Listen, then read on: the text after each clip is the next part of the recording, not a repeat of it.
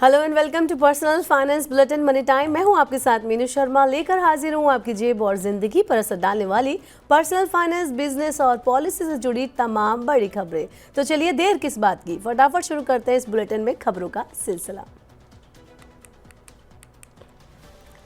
भारतीय real estate क्षेत्र में संस्थागत निवेश इस साल 51% बढ़कर रिकॉर्ड 8.87 अरब डॉलर पर पहुंच गया है। रियल एस्टेट सलाहकार कंपनी JLL इंडिया ने एक रिपोर्ट में जानकारी देते हुए कहा कि सबसे ज्यादा निवेश आवास, कार्यालय और वेयर हाउसिंग के क्षेत्र में आया है। आवास क्षेत्र में 45% निवेश मिला है। इसके बाद कार्यालय भवनों में 28% और वेयर हाउसिंग में 23% निवेश हुआ।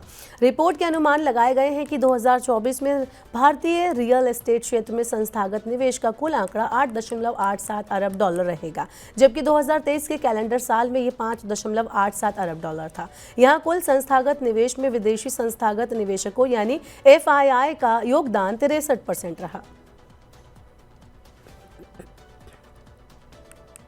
शेयर बाजार में आज IPO का मार्केट गुलजार रहा। यहाँ निवेशकों को काफी मोटा मुनाफा मिला। पहली लिस्टिंग सुपर मार्केट चेन विशाल मेगा मार्ट की थी। कंपनी का शेयर अपने इश्यू प्राइस 78 रुपए से 41% की बढ़त के साथ लिस्ट हुआ। BSE पर कंपनी का शेयर 110 रुपए पर लिस्ट हुआ। बाद में ये 42% की बढ़त के साथ 110 रुपए पर पहुंच गया। वहीं आज आया दूसरा IPO था वन मोबीक्विक सिस्टम्स का। इसके शेयर ने 58% से ज्यादा का उछाल लगाया, जिसके बाद इसने मार्केट में एंट्री ली। इसका इश्यू प्राइस 279 रुपए था, जहां से ये 58% से ज्यादा उछाल के साथ 442.25 रुपए पर लिस्ट हुआ। बाद में ये 87.81% चढ़कर 524 रुपए पर पहुंच गया। वहीं आज लिस्ट हुआ तीसरा शेयर साई लाइफ साइंसेज का था, जो 20% से ज्यादा बढ़त के साथ लिस्ट हुआ। इसका इश्यू प्राइस 549 रुपए था, जबकि ये शेयर 660 रुपए पर लिस्ट हुआ। इसके बाद ये 27.86% चढ़कर 702 रुपए पर पहुंच गया।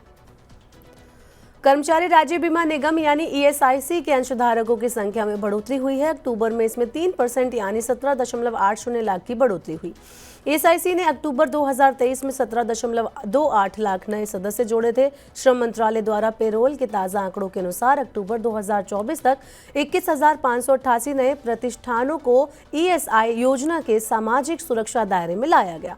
आंकड़ों से पता चलता है कि नए कर्मचारियों में से 8.50 यानी 8.5 लाख यानी करीब 47% 25 साल तक के आयु वर्ग के हैं। वहीं महिला अंशधारकों की संख्या में शुद्ध रूप से 3.52 लाख की बढ़ोतरी हुई। इस दौरान कुल 42 ट्रांसजेंडर कर्मचारियों को भी ESI योजना से रजिस्टर किया गया।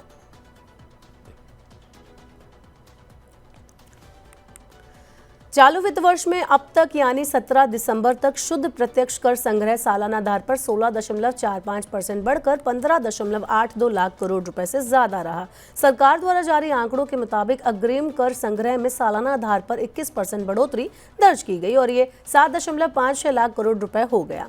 कुल कर संग्रह में 7.42 लाख करोड़ रुपए से ज्यादा का कॉर्पोरेट टैक्स और 7.97 लाख करोड़ रुपए का गैर कॉर्पोरेट टैक्स कलेक्शन भी शामिल है। इस अवधि में 40,114 करोड़ रुपए का सिक्योरिटी ट्रांजैक्शन टैक्स यानी कि STT भी कलेक्ट किया गया। सरकार ने बताया कि इस वित्त वर्ष में अब तक 3.39 लाख करोड़ रुपए के टैक्स रिफंड जारी किए गए, जो सालाना आधार पर 42.49% ज्यादा है।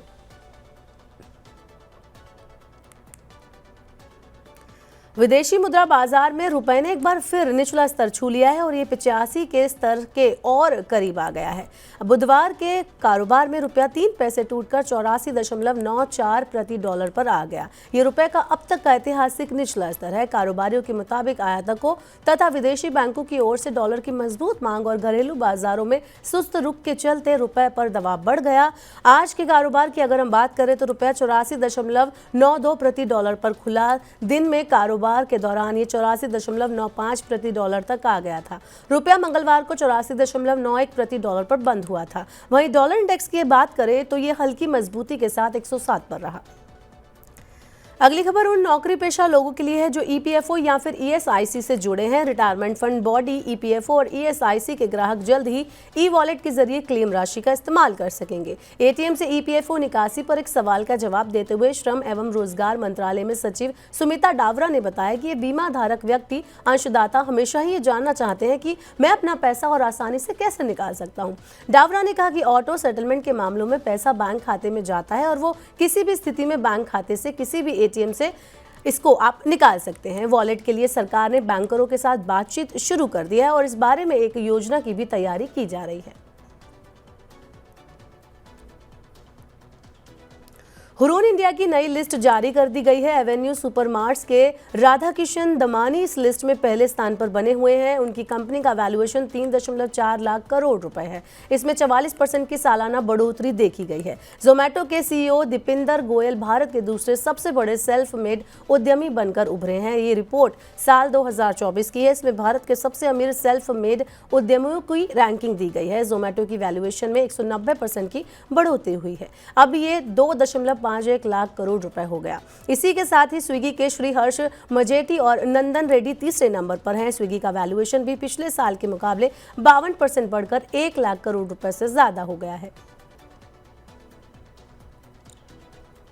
जापान की दो बड़ी ऑटो कंपनियां निसान मोटर और होंडा मोटर मर्जर की तैयारी में है। खासकर ईवी सेगमेंट में चीन से मिल रही कड़ी टक्कर के बाद जापान की दूसरे और तीसरे नंबर की ऑटो कंपनियों को मर्जर के लिए मजबूर कर दिया। रॉयटर्स की एक रिपोर्ट के मुताबिक दोनों कंपनियां एक होल्डिंग कंपनी बनाने के लिए आपस में बातचीत कर रही हैं। इसमें मित्सुबिशी मोटर को भी शामिल किया गया है। इससे आपकी जो लागत होगी उसमें कमी आएगी और मार्जिन बढ़ेगा।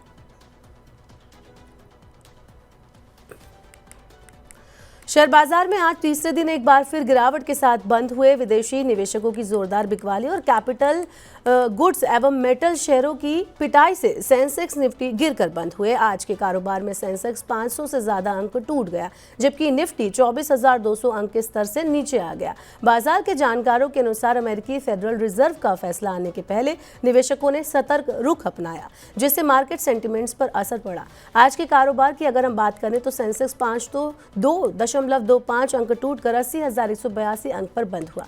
कारोबार के दौरान ये एक समय 634 अंक लुढ़क कर 80,050 अंक पर आ गया था। बाद में इसमें कुछ रिकवरी दिखाई दी। वहीं नेशनल स्टॉक एक्सचेंज का निफ्टी 137 अंक गिरकर 24,198.85 अंक पर बंद हुआ। सेंसेक्स की कंपनियों में से Tata Motors, power grid, NTPC, Adani ports, JSW steel, ICICI bank, Larsen and Toubro और बजाज फाइनेंस में प्रमुख रूप से गिरावट रही। इसके उलट Tata Consultancy Services, Reliance Industries, Tech Mahindra और एचसीएल टेक्नोलॉजीज के शेयर बढ़त के साथ बंद हुए। अंतर्राष्ट्रीय बाजारों में मजबूती के रुख के बीच आज बुधवार को सोने और चांदी के भाव में बदलाव देखने को मिला। राष्ट्रीय राजधानी में सोने की कीमत 200 रुपए गिरकर 79,100 रुपए प्रति 10 ग्राम पर आ गई। 99.9% शुद्धता वाली कीमती धातु पिछले सत्र में 79,300 रुपए प्रति 10 ग्राम पर बंद हुई। वहीं दूसरी ओर 3 दिनों की गिरावट के बाद बुधवार को चांदी 500 रुपए बढ़कर 92,000 रुपए प्रति किलोग्राम पर पहुंच गई। मंगलवार को ये 91,500 रुपए प्रति किलोग्राम पर बंद हुई थी। पिछले 3 सत्रों में चांदी में 5500 रुपए प्रति किलोग्राम की गिरावट आई थी। मंगलवार को 99.5% शुद्धता वाले सोने का भाव 200 रुपए घटकर 78,700 रुपए प्रति 10 ग्राम रह गया, जबकि इससे पहले इसका भाव 78,900 रुपए प्रति 10 ग्राम पर बंद हुआ था। तो मनी टाइम में ये थी आज की तमाम बड़ी खबरें। वक्त हो गया आपसे विदा लेने का। अब आपसे होगी कल मुलाकात।